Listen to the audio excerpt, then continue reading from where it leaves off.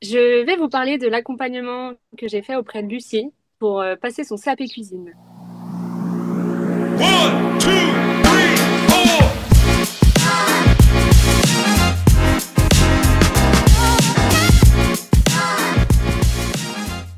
Je suis pâtissière maintenant, j'ai un CAP pâtisserie, un CAP chocolaterie et le brevet technique des métiers. J'ai fait mes études dans la région et aussi un peu sur Paris.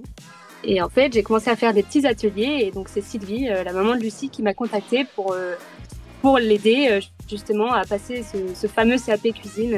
Lucie, elle a plusieurs difficultés. Elle fait le CAP en candidat libre, elle cuisine à la maison en fait, et sa maman lui prépare tous les jours un programme bien particulier. Et en fait, j'interviens justement pour voir toutes les techniques en pâtisserie, la partie dessert de restauration, et aussi les règles d'hygiène qui sont super importantes et qu'on n'a pas forcément l'habitude de voir à la maison. Lucie, elle travaille avec du matériel ergonomique, donc avoir une cuillère qui sépare le blanc des jaunes.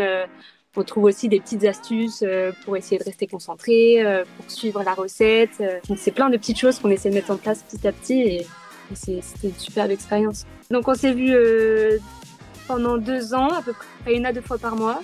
Et lors de cette petite période, on faisait à chaque fois une pâtisserie. Donc là, elle a passé son CAP cuisine. Donc on croise les doigts pour le résultat. Ce serait trop chouette qu'elle l'ait maintenant pour l'accueillir dans un établissement adapté, qu'elle s'éclate. Donc, le milieu du handicap, c'est quelque chose que je connais. Je suis un peu touchée, je suis sensible à ce sujet.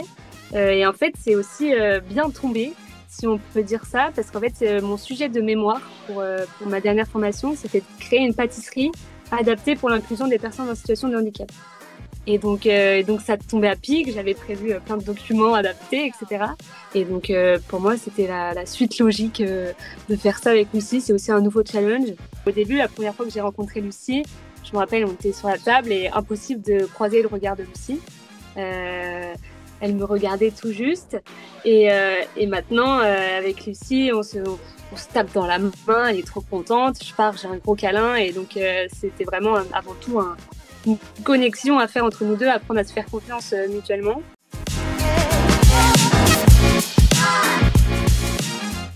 Faut foncer, faut faire faut tout accepter, faut faire tout ce qui nous fait plaisir, il faut le faire et on voit où ça nous mène, mais si on a envie de le faire, c'est que du plus, quoi.